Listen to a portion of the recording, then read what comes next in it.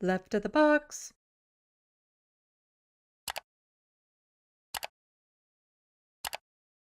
So he tweeted this out Christmas Eve. I will defund wokeism and fight anti-Semitism. And I stand with our friends in Israel against terror. Somehow wokeism and anti-Semitism are the same thing now. Oh, all you woke anti-Semites. What does he even mean by that? Like, does he know what those words mean? Does he? But the thing is that he's like, oh, I stand with my friends in Israel against terror and all this sort of stuff. But as the serfs pointed out, 3 conservative MPs who met with far-right German politician will stay in caucus. Poilievre said the Conservative Party does not share Christine Anderson's views. And this is the article that they were referencing. Speaking to reporters on Monday, in Ottawa, Poilievre said otherwise ducked the questions about the luncheon between MPs, these MPs. Anderson visited Canada as part of a tour organized supporters of last year's Freedom Convoy protest near Parliament Hill in downtown Ottawa, which she publicly supported. Anderson is a member of the European Parliament representing the Alternative for German Party, which has been under surveillance as a suspected extremist group in Germany and is accused of downplaying Nazi crimes, opposing immigration, and pushing anti-Muslim ideology. After photographs of the meeting emerged, Poilievre's office released a statement condemning Anderson's views as vile, while insisting his 3 MPs were unaware of her politics and regretted the meeting. Really, really. So he's against hate and bigotry, but he won't do anything. No, like he's not. Like that's the thing. He is absolutely fake, phony, not a real. He is a potato. And the idea that he cares at all about actual anti-Semitism is a laugh. And again, as I say, he's worse about Israel and stand with our friends in Israel against terror. Israel is the one committing the terrorism right now. They're the ones committing a genocide. But Pierre Poilievre will stand with Israel committing this genocide.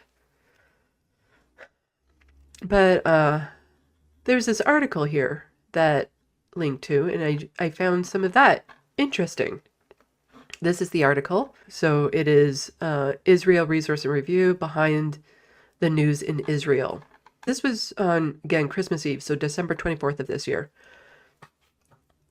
Pierre Poilievre told the Winnipeg Jewish Review in an exclusive telephone interview December 18th, 2024, that he will not tolerate and will defund all of those with a woke anti-Semitic agenda.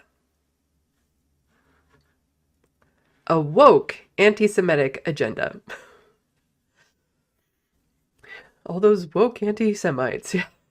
Including at universities who receive federal funding as well as federally funded museums. So basically, people who are against genocide are woke anti-Semitic people to him. He reiterated that he plans to defund all those who are imposing a radical, terrifying, toxic ideology, and this will apply to everything that the federal government controls, he stated. I will fire government officials throughout my administration who are imposing a toxic woke ideology. Why is the mainstream media not covering what he just said in there? Talk about your fascistic governments coming into power. Like, holy shit. Like, to say that he's going to totally get rid of freedom of expression for people who are like, protesting a genocide, that he will fire people imposing toxic woke ideology. And what does toxic woke ideology mean? Like, to him, anything trans related, queer related, reproductive rights related. Like, what is a woke ideology? That's a very broad subject there. But just that everything that federal government controls. Like, this is really, really dangerous language that he is using. And like, where is the pushback from the media on this? Poilievre said under a future Poilievre administration, there will be a crackdown on all terrorist networks that Trudeau has allowed on our streets. Again, he's talking about pro-Palestinian protesters. He said that the laws would be passed that give serious consequence to those involved in perpetrating radicalism in our streets. We will also screen incoming immigrants to Canada to ensure that they have no terrorist links, he added. So we do already screen immigrants. It's actually very difficult to immigrate to Canada. So that's not something you need to worry about because, you know, the Liberal government is also keen on not bringing in like anyone that they're worried about. And, you know, they're talking about people from Gaza in particular and Palestinian who are not terrorists. They need to flee a genocide. But they're not helping them come out at all because, ooh, Hamas. But all the people who need to flee a genocide won't let them in. There will be a crackdown on all terrorist networks that Trudeau has allowed on our streets. So all of the pro-Palestinian protests that have been happening. But then where does it end? Like, where is all this woke ideology? So, you know, if there's a protest for trans rights, a protest for queer rights, a protest for reproductive rights, is that now woke ideology as well that needs to be cracked down on? Poilievre noted that under a future Poilievre administration, anti-Semites would not receive federal funding. He made reference to that example of, I don't know how to say that, the Department of Canadian Heritage in November 2023 had to take legal action to recoup funds it paid to a consultant, that person. The federal government had to terminate a contract with a community media advocacy center after it granted the group more than $122,000 for a project to help combat racism. It demanded the money back after that person, a senior consultant with the center, was accused of posting anti-Semitic content on X. One of their posts read, "You know all those loudmouth bags of human feces, aka..." Okay, we don't need to repeat this. I'll just highlight it for people to read. There is a line between, you know, calling out Israel and then calling out Jewish people. Jewish people are not responsible for what is happening in Gaza. It's the state of Israel that is.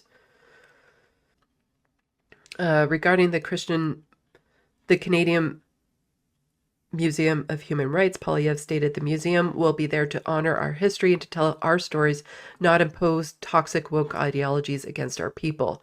Oh, okay. So what he means there is remove anything that would have to do with what the settlers did to Indigenous peoples. You know, that's not the history that he wants projected out. Poilievre stated that, I'm not sure how to say that, will be protected since he will reinforce security infrastructure grants by expanding eligibility for funds and simplifying things such that funding will be granted more quickly. In regards to Israel, Poilievre noted that I will remove any ban on the sale of military equipment to Israel that was imposed by the Trudeau government. So not all the arms deals have been canceled, but some of them were ones that were already in progress. We're still going through, but Poilievre is like, no, we'll start shipping over more weapons. We'll get rid of those bans. We'll send over more weapons. Again, he's going to be a lot worse on this subject than Trudeau. I do not recognize the legitimacy of the International Criminal Court, and Prime Minister Netanyahu would be welcome here in Canada as a friend and an ally. Poilievre has stated elsewhere in regard to PM Trudeau's statement that Netanyahu would be arrested on Canadian soil. It just shows once again how extreme Justin Trudeau has become. He wants to arrest the Prime Minister of Israel while he would not commit to the same for the Ayatollah of Iran, who did not have an arrest warrant, I believe, whose country and whose government carried out a real genocide against Sunni Muslims, I might add, in Syria over the last decade and a half, who he said he wants to launch nuclear weapons not only at Israel but the United States. Like, again, just this idea that he's saying this other atrocity was a real genocide as opposed to what's happening in Gaza right now. Like, he's just outright denying that there's a genocide happening in Gaza. Trudeau is not interested in arresting him, but is interested in arresting the leader of a democratically elected government, the State of Israel, which has been besieged by terrorists and foreign tyrants attacking its land. It's another example of how radical Justin Trudeau is, how his extreme woke agenda, it permeates everything he does. That's why we need to fire him and get back to common sense conservative government. You see, that's how you know this is an actual quote from Pierre Poilievre, because there's no way he wouldn't leave out one of his slogans. Common sense conservative government that will stand with all our allies against terrorism and tyrants. And a lot of these are like quotations of what he said. But again, just the fact that this could be out there and the mainstream media isn't picking up on how absolutely brutal Pierre Poilievre will be. Like, he's also saying he will defund UNRWA. Right here. He is quite a danger to Canada in ways that people don't quite realize. Like, a lot of people seem to think we're safe from this sort of thing up here in Canada, but we're not. Fascism is still achievable here. It's just, it is more difficult. We do have more checks and balances in place than, let's say, the United States, but it's still achievable here, because a lot of what he has proposed here would go against the Charter of Rights and Freedoms, Canada's constitution. So they would be challenged in courts, and the courts would most likely rule in favor of the challenge. But he's also threatened to use the notwithstanding clause, which would then override the rights of people in Canada. So, like, we're in very dangerous territory should Poilievre become Prime Minister of Canada. And so what are some of the things that he would consider a terrorist and needs to be cracked down on and all that sort of stuff? Protest. True, this one didn't happen in Canada, but it's still an example of what would happen, and we will get to one that happened in Canada. So shut down Times Square for New Year's, no fireworks while bombs are falling, no celebrations while lives are taken by imperialism, solidarity, and silence. And this is from Stance Grounded. We'd love to see it in New York. FYI, mainstream media news is not covering this, so you can cover it. University to leave the area. Please leave the plaza now. We will be arrested for trespass. This is the New York City Police Department. You have been warned from New York University to leave the area. Please leave the plaza now. We will be arrested for trespass. This is the New York City Police Department. You have been warned by New York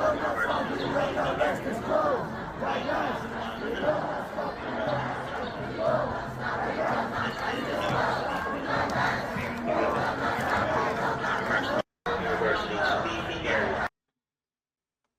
And then there's also the Irish. Like, not only do they have one of the best accents, they're also very outspoken about what's happening in, to the Palestinians. This is from Howard Beckett. This is how Dubliners brought in the new year in the start of 2020, at the start of 2024, a year of the Irish stand with Palestine. Ireland will always stand with the oppressed. Things like this under Pierre Poilievre would be banned as some sort of terrorist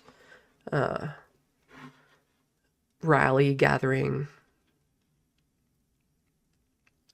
But here, there was one that happened in Canada, in Toronto, at the Eaton Centre, which is one of the, it's a landmark mall, like a place that people go to all the time if they're in Toronto. It's a nice mall. It's big.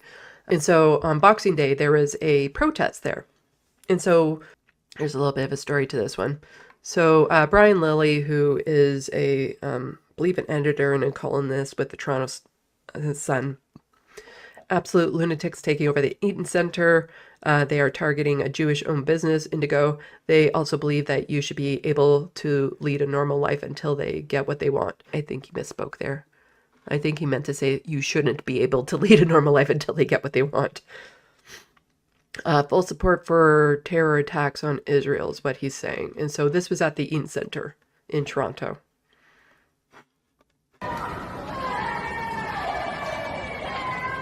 So there's a big banner that they let hang that says arrest this criminal, and it's Benjamin Netanyahu, and he is. There's a warrant out from the ICC for him.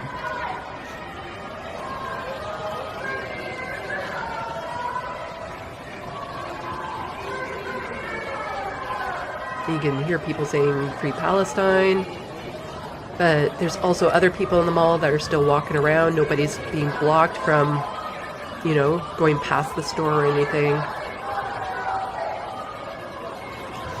Nobody's being harassed.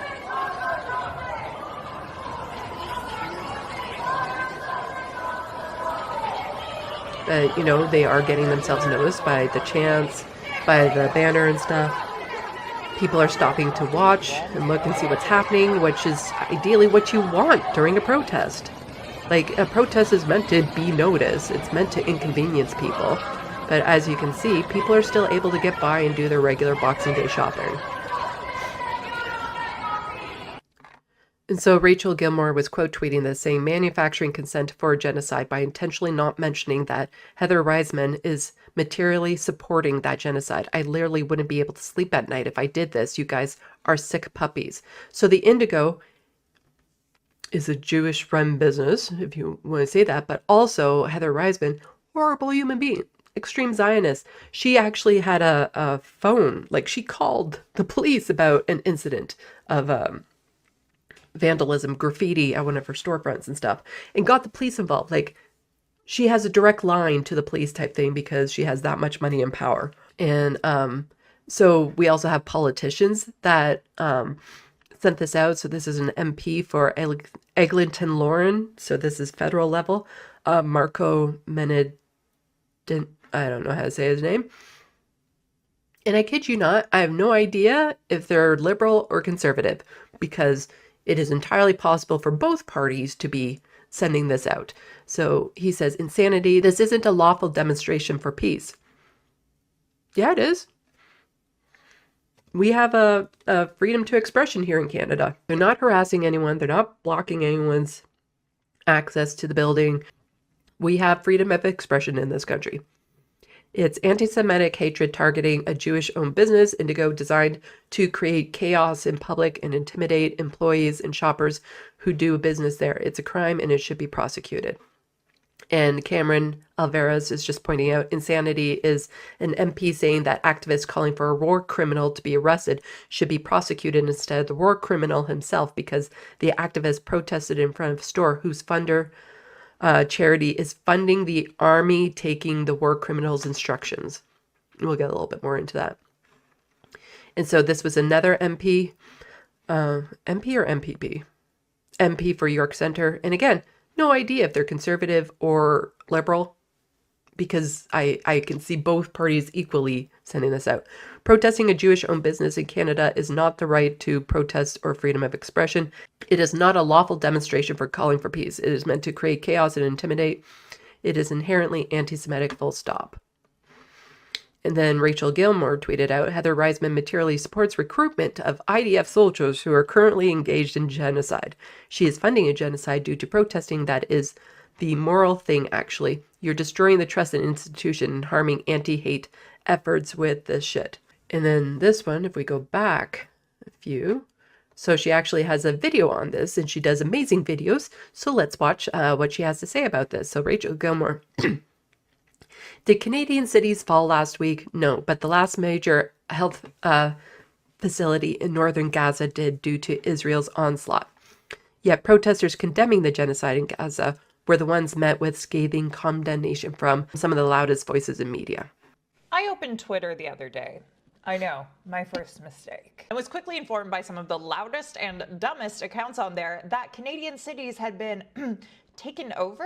That Montreal, for example, had been shut down because people were protesting Indigo, a store whose CEO has a foundation that provides scholarships to foreigners who go out of their way to join the IDF. You know, the military responsible for what Amnesty International and a UN Special Committee have concluded is a genocide. One former media personality claimed that a mob had taken over downtown Montreal, screaming like, quote, wild animals. Now, I happened to be downtown the very next day after she posted this, and I took this picture and this one and this one. So I guess Montreal hadn't actually fallen? Wild. Even Indigo was already open again. But to hear Canadian columnists and Shopify tech bros talk about these protests, which happened in other Canadian cities too, they apparently pose an existential threat to Canadian society. I want you to listen to how these guys are talking to their followings and consider the fact that these dudes have platforms with institutions that allow them to shape our country's worldviews. A National Post columnist said, "They're coming for you next." A Toronto Sun columnist appeared to call for mass deportations of any non-citizens who were protesting,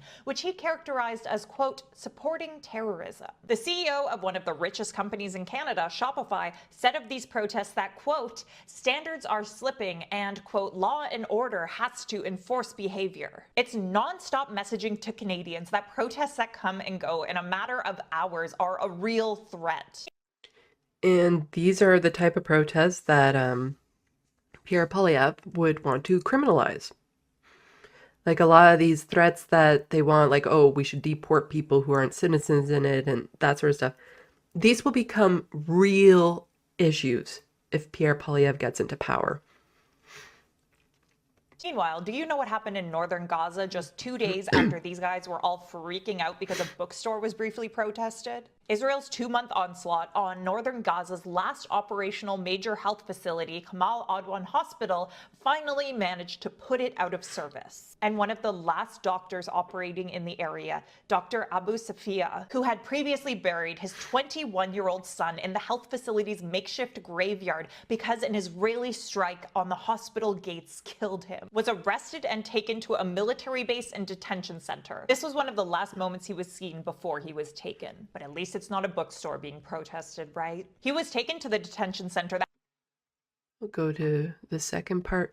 But yeah, it's just the idea that people are just more upset that some people yelled in a mall, chanted, showed a banner, than the actual atrocities that are happening in Gaza right now. It is, you know, to have politicians and stuff focus on one but not the other. Nobody's lives were hurt by that protest.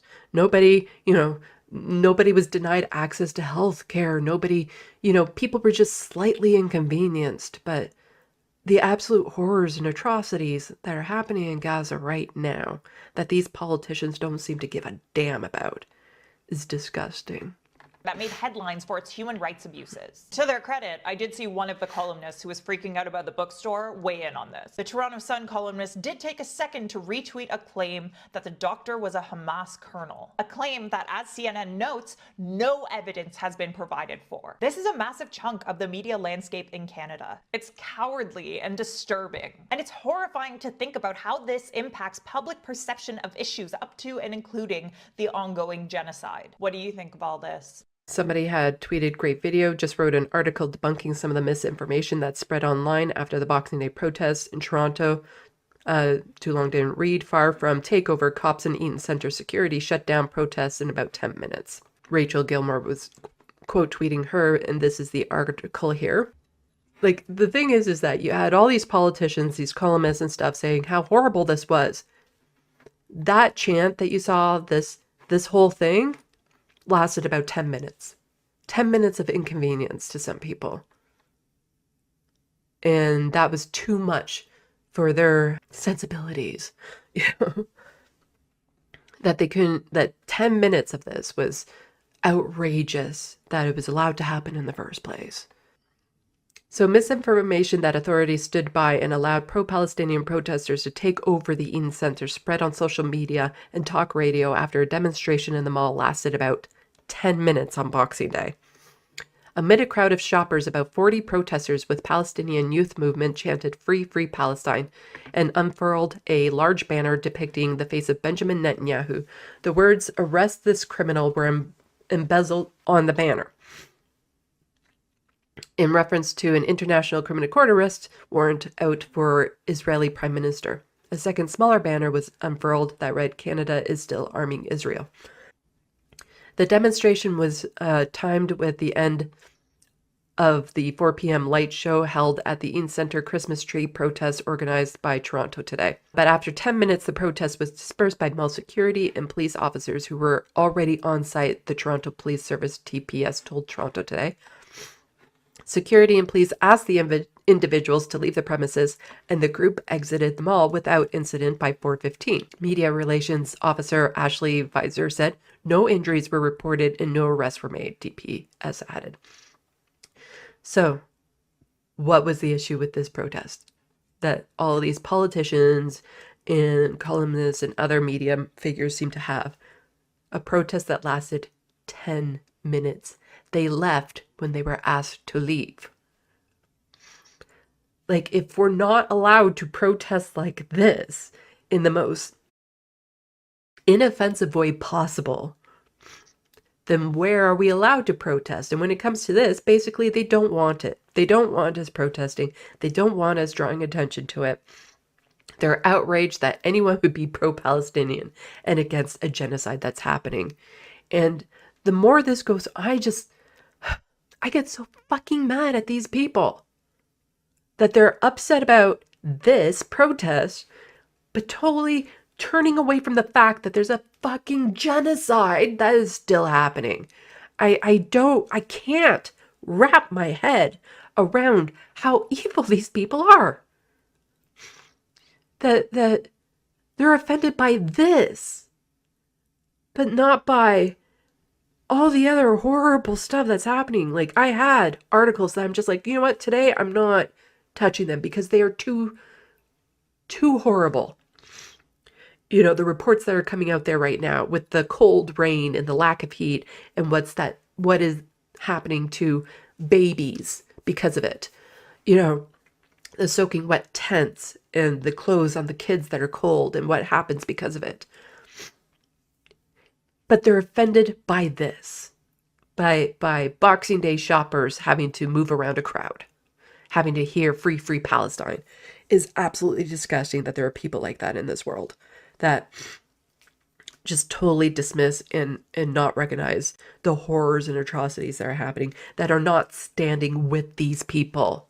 You know, when you have the support of the media, of politicians, you end up getting more and more radicalized people throughout the government and stuff. So this is from Laura Babcock saying, Canada, a city been so threatened by an alt-right extremist, they're going virtual meetings in 2025 for safety. Outside agitators or so-called freedom movement targeting municipalities do not ignore the rise of fascism in our towns. Speak up and stand up.